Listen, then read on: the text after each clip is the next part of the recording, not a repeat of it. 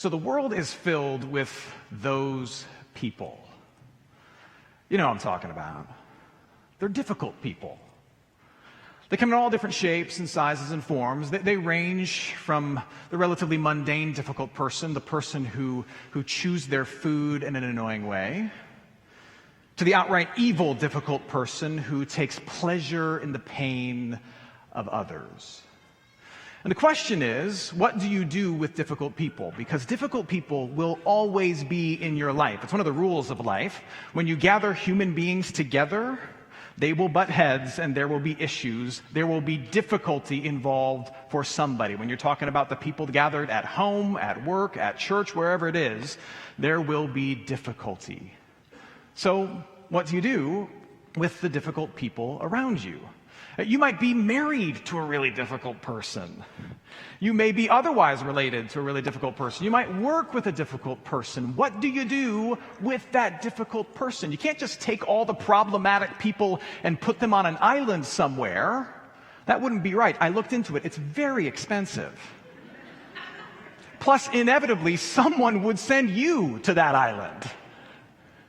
So this morning, we're going to try and answer that question, and actually over the next several weeks, answer that question of what do you do with the difficult people in this new series called Those People Skills.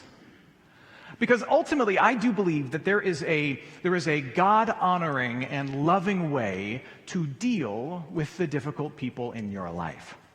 But not only is there practical import for us in this conversation, it's spiritually important for us as well, because as we look at the difficult people around us and how we can love them and deal with them, ultimately it forces us to be honest about the brokenness and difficulty that exists inside of us. And it's an opportunity for us to be reminded that Jesus loves us without fail, despite our difficulty and the brokenness that we let bleed into the lives around us. So this morning, we're going to start this conversation about dealing with difficult people by talking about a particular type of difficult person. We're going to talk about those negative people. Those negative people. And negative people come in various forms. For example, you have the whiner. The whiner is the negative person who is never, ever pleased with anything. They're never comfortable, they're never content, they're always like filing a complaint or sending their food back, or they have something to whine about. That's why you call them the whiner. And then there's the nitpicker. The nitpicker is related to the whiner, but it's different. Rather than see themselves constantly as the victim like the whiner does, the nitpicker sees you as the problem. They point out all the issues they see in your life, they point out all the problems that they see in your life, and they tell you how to fix your life. Another name for the nitpicker is mother-in-law. That's the other technical term for this. Then there's the instigator. The instigator is the person who wants to go from 0 to I can't take it anymore in 3 seconds flat. They're always escalating the intensity of the conversation or slamming the doors and quick to get into an argument. And then lastly, another kind of negative person is the downer. This is Eeyore from Winnie the Pooh. No matter what's going on, they see the dark side of the equation. Everything they have in their life has a rain cloud over top of it, including you. And so you can walk up to the downer and say, hey, guess what? I found a great deal on a used car. I'm really excited about it. And they'll say, oh, that's great. It was probably flooded. Oh. Well, thanks for nothing. Do you have some negative people in your life? Don't point at anybody in the room. The answer is probably yes. Now, here's what we need to remember about all types of difficult people, not just the negative people, but all types of difficult people, including ourselves. What the scriptures teach us is that when one person is doing something that hurts or harms another person, be it through their negativity or something else, what you have is not simply a bad habit that they're putting on display, but what you're seeing is part of their deeper brokenness leaking out in their words and their actions. That's an important point that Jesus makes, that when people are doing things that hurt and harm other people, it's a sign of a deeper spiritual dysfunction that's going on in them, but also not anything that you're immune from yourself. So listen to what Jesus says in Luke chapter 6, starting at verse 45. Jesus says, "The good person out of the good treasure of his heart produces good, and the evil person out of his evil treasure produces evil. For out of the abundance of the heart, his mouth speaks." So, what's happening out here and out here is a reflection of what's ultimately happening in here. It's not just a bad habit, it's part of a deeper spiritual struggle. And I say that for two reasons. Number one, so that you can have some empathy. This person who is difficult to deal with is broken, like you are broken. But I say this also so that you can be realistic. This person has a deeper spiritual struggle that you can't fix, and that they ultimately can't just stop doing. Our deep brokenness ultimately needs to be taken to Jesus. It needs to be confessed for what it is, a deeper spiritual brokenness. It needs to be repented of, turned away from, and then offered to Jesus, whose forgiveness for that brokenness and whose truth shining on that brokenness is really the only cure and hope for that brokenness. And you can't bring about the fix for this person. You can love them towards the fix. You need to take that to Jesus. Take your negativity to Jesus. You need a lot of the Lord. You can love them towards that. You can encourage them towards that. You can pray them towards that. But you cannot do that for them. Part of our big struggle with negative or difficult people is that sometimes they refuse to take ownership over their own issues. And they're constantly making it our problem. But we can't fix them. Can't fix ourselves. Only Jesus can. Now, that being said, how do we manage the difficulty of other people, in particular, the negativity of others? So here's what I've found, and I think the scriptures back this up, that negativity in the lives of other people often flows from fear. The extreme negativity in the people around you often flows from fear. People tend to be most critical in others of the thing that they're most afraid of in themselves. They tend to be most critical of others of the thing they're most afraid of in themselves. For example, you see this a lot with teenage girls. No offense to any teenage girls in the room. But teenage girls have this reputation of being hypercritical of the appearance and the attitude and activities of other teenage girls. And yet, what do they spend most of their time doing? Staring in a mirror, being hypercritical of their own appearance, and taking selfies and making TikTok videos trying to prove to the rest of the world that they look good and they are cool, right? When you tend to think that you might be ugly, it's very easy for you to try and make other people feel ugly. Or if you have a boss who is worried about his or her own performance and very insecure in how they're doing and whether or not they're going to have a job 6, 8, 10 months from now, it is not surprising that they operate in such a way that they make you very weary of your own performance and very skeptical as to whether or not you're going to have any job security 6, 8, 10 months from now. What happens with negativity is this. It's often an attempt on the part of the negative person to engage in a kind of broken trade. What the negative person, whether they know it or not, is trying to do is they're trying to trade some of their fear for your joy. They're trying to trade their fear for your joy. Whether they know it or not, they see some joy or some freedom in you, and they say to themselves, I want to be joyful and free like them, and so I'm going to make them hurt or worry more than me. They try to trade their fear for your joy. And the reason they do it is because it works, at least for a moment. Pardon the crass illustration, but negativity is like vomiting. The person who's spewing it out feels good the moment it happens, but the rest of the room is sick to their stomach. But the reason negative people do it is because in that moment, the trade seems to work. I feel better for being negative, and I've seen your joy go down, and so mine for a moment goes up. But the scriptures warn us about this. It warns us about this. You see this all over the book of Proverbs, for example. Proverbs chapter 22, and we're going to jump around Proverbs a couple times in this morning's sermon. The scriptures say that you should take it seriously that there are people around you with their negativity who are trying to steal your joy. Proverbs 22, starting in verse 24, says this, "Make no friendship with a man given to anger, nor go with a wrathful man, lest you learn his ways and entangle yourself in a snare." Some of you know this all too well. Your life has been overly influenced by somebody else's dark cloud.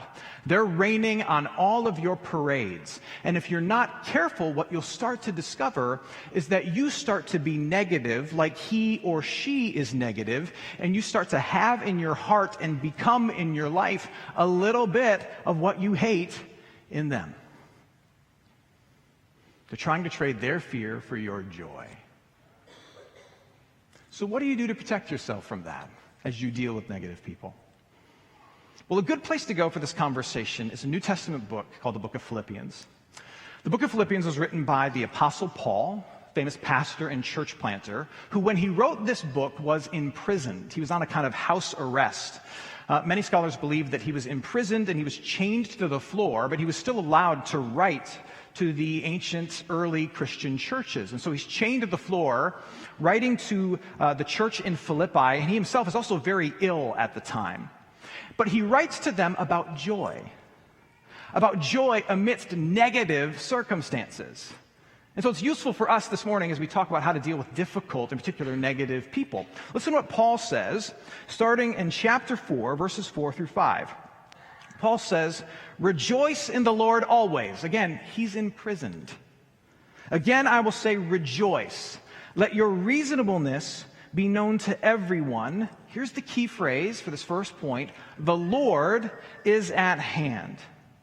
I told you that in Philippians, Paul is talking about how to have joy in negative circumstances. And one of Paul's first points in chapter 4 is this. His point is that in your negative circumstance, and in particular if that negative circumstance is a negative person, that's our context for this morning, you must return to the source of your joy. As someone is trying to make a trade of their fear for your joy, you must return to the source of your joy. And here's a key point. The true source of your joy is not how you're doing at your job. It's not how your kids are performing in school. The true source of your deepest and most unshakable joy is Jesus. So Paul says, rejoice in the Lord always. Make sure that your joy is anchored in the person and the work and the promises of Jesus. And here's why. No one can steal that from you. There is nothing anyone can do to you that will kick Jesus off of his throne. Nothing. There is nothing that anyone can say to you that will undo all the promises of God that are true for you in Jesus. The people around you may whine, they may complain, they may be negative, they may be downers, but none of them can undo the love that God the Father has for you through Jesus Christ. And so Paul says, in the midst of a negative circumstance, or in our case, a negative person, you have to anchor your joy to Jesus because he can't be shaken and he can't be stolen. Because the negative person is going to shake and steal everything else. So anchor your joy to the truth of who Jesus is. Rejoice in the Lord always. An example of this from my own life, just a little bit of confession for you. A handful of years ago, I got to really live out a dream. I got to speak at a youth conference in front of about 24,000 students, and it was a dream come true. And I got to talk about Jesus to 24,000 high school students. And it went really well. I poured my heart out about Jesus, and they responded with applause for who Jesus is and what Jesus had done. It wasn't about me. It was about the promises of Jesus that we were able to share together in that giant stadium. And then about 2 weeks later, I got 3 letters in the mail. 24,000 people excited about the message. I got 3 letters in the mail of people who were hypercritical about that talk for one reason or another. And spoiler alert, it wrecked me. The criticism of 3 in a sea of thousands. Now, thankfully, I had and continue to have some really wise and faith-filled people in my life who, as I complained about this to them, about the negativity of these three people and how they've ruined this experience for me, one wise friend in particular said, Matt, those three people aren't your problem. You are your problem. I'm like, well, I didn't write myself a letter, so I don't know how that's the case. And my dear friend, she said to me, you have tied too much of your joy to the attitude that other people have toward you. And the Bible has a word for that. That's called idolatry. And guess what? That's the first commandment that you have broken. I'm like, well, I don't know about that. She was right. And she said, you need to refocus and re-anchor your joy in what Jesus has done for you, because no one can take that from you. If you, like me, find yourself unduly undone by the negativity of other people, it is a good sign that your joy is tied to something other than Jesus. That your joy is tied to something that's ultimately really stealable and shakeable. And the prescription for that is to take some time and to take a season of asking yourself a tough question: where is my joy ultimately anchored? And to refocus and to relearn and to reacquaint yourself with the love that the Father in heaven has for you through Jesus Christ, that no one and not a thing can ever, ever take from you. The best defense against someone else's brokenness is your own wholeness in Jesus Christ. Let me say that again. The best defense against someone else's brokenness is your own wholeness in Jesus Christ. Paul continues. He gives us another point here. Philippians chapter 4, verses 6 through 7. He says, do not be anxious about anything, but in everything by prayer and supplication with thanksgiving, let your requests be made known to God. And the peace of God, which surpasses all understanding, will guard your hearts and minds in Christ Jesus. Surrounded by negativity, it is really easy for you to become negative and nasty. And so Paul gives us another pointer here. Not only should we refocus on the joy that can't be stolen in Jesus Christ, he makes a point here in saying that you should refuse to replicate some of the unhealth around you. Part of what makes negative people so toxic is that they're taking all of their inner brokenness and they're spewing it on other people around them. But here's what the people of God, the people of Jesus, are called to do. We have inner brokenness too. We have a ton of it. We have no less than anybody else. But what followers of Jesus are called to do is to take our stuff, our issues on the inside, and we cast them not on our friends and our family or our coworkers. We choose to cast them upon Jesus. We deal with it, we express it, we vocalize it, we examine it, but we throw it on Him rather than on the people around us the best we can. We do that because we know Jesus can help us with it. He can forgive it, He can speak His truth to it, but also because Jesus, unlike your friends and your family, He can actually handle your brokenness and your nastiness. If you end up spewing your brokenness and nastiness on other people, you become the thing that you hate. And again, the book of Proverbs is instructive on this point. It says, answer not a fool according to his folly, lest you be like him yourself. If we replicate the unhealth, we become the thing we hate. You know what the greatest outlet for your fears and your pains are? And you're going to shake your head at this because it's so trite, but it's true. If you're here as a follower of Jesus, the greatest outlet for your fears and pains is prayer. Now, maybe you grew up thinking that prayer is your chance to impress God with your polite conversation. But it is not that. Jesus paints a picture of prayer as this moment where you are kind of crawling onto the lap of your incredibly patient parent who knows no end in his ability to endure with all your difficulties and all of your nastiness. Prayer is this place where you can crawl upon the lap of your parent and you can throw the temper tantrum that you want to throw, and you can be met with patience. where you can express all your anger and all your issues and all your anxieties, and you'll be listened to and you'll be calmed down, and you will hear God saying, I love you, I hear you, I'm with you, it's going to be okay. You can be calmed down so that you can crawl off of his lap, loaded up with the promises that are still true for you, that no one else can take from you, so that you can go and play nice with other people. And trust me, that's a better choice than you going to your spouse and pointing out all the things that she does wrong. That's not going to fix your marriage. That's a better choice than you bottling up all the frustration that you feel with some coworker and bottling it up and letting it explode on some unknowing barista. That's not going to make anything better. If you do that, you become the very thing you hate. You become the negative person in somebody else's life. And so what do? Rather than cast our issues and our frustrations on others, which is so tempting when somebody else is being negative to us, it's easy to just replicate it or give it right back. We refuse to replicate the unhealth. We take our frustrations and our angers, and in prayer, where we are just screaming out to God on our drive to work, whatever it takes for you, we take all of our stuff, and as Paul says in the New Testament, we cast all our cares upon Jesus.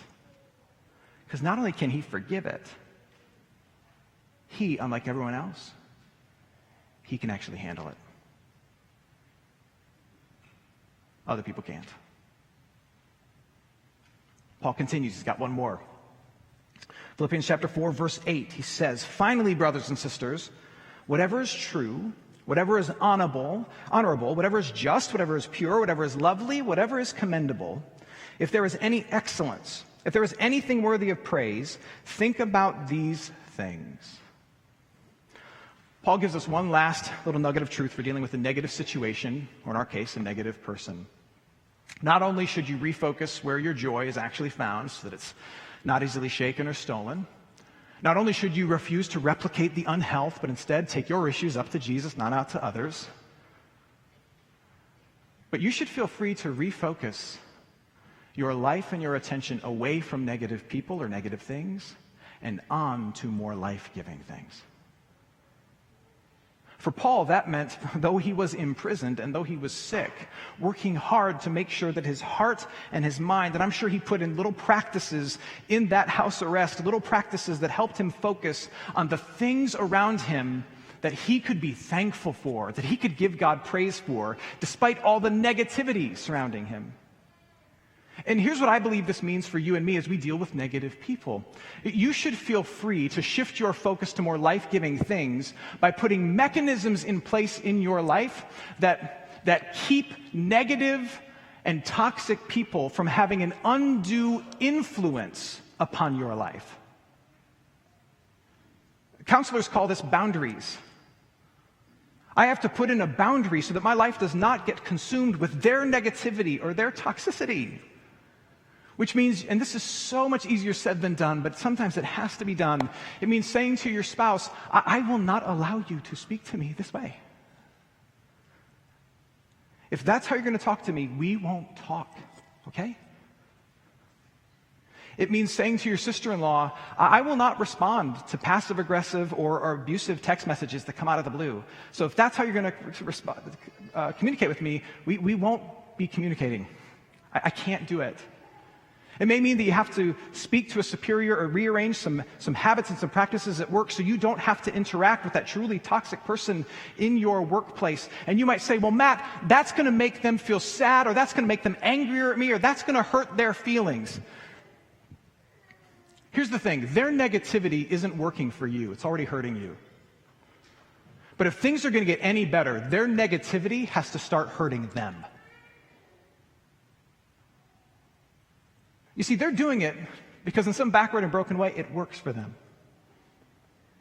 Whatever response they're hoping for, whatever attention they're needing, whatever momentary gratification they're aiming after, they get it from you in how you respond. It's not working for you, but it's working for them. Here's how you turn the tables and set up a positive boundary. You have to do something to change the dynamic so that their negative behavior starts to have a negative impact on them and not you. Again, the book of Proverbs says this: leave the presence of a fool, for there you do not meet words of knowledge. Maybe no one has ever told you that you don't have to just put up with someone else's damaging baggage. We are called to love others. We are. But it also doesn't mean you have to put yourself in situations where you're relentlessly hurt by others. Very often, the loving thing you can do with a toxically negative person is remove yourself from the situation so that they no longer have you as an outlet for their sinful dysfunction. And you free yourself to fix your eyes on more peaceful and joy-giving and loving things, with the hope that their behavior will change so you can welcome them back in to your more peaceful and more loving and joyful existence. Refocus on where your true joy comes from so that no one can steal it or shake it. Refuse the temptation to replicate the unhealth. And then focus your eyes on things that are more life-giving, by putting boundaries in place.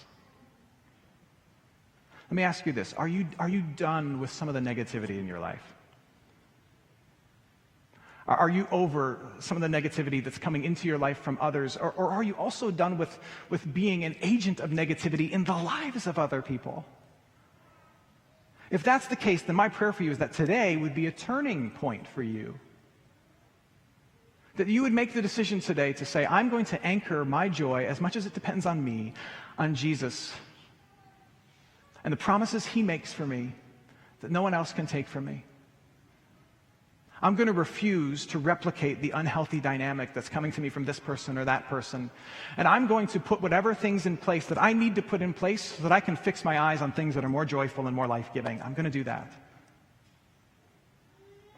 But most of all, may you be encouraged by this truth, that you have a joy in Jesus Christ that no one can take from you. No one. Yes, a whiner can ruin your dinner. A nitpicker can point out your flaws. The instigator can slam some doors. And the downer can rain on your parade. But none of them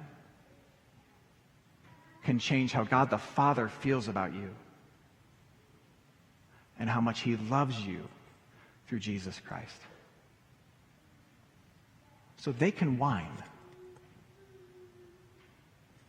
You are fine. Amen.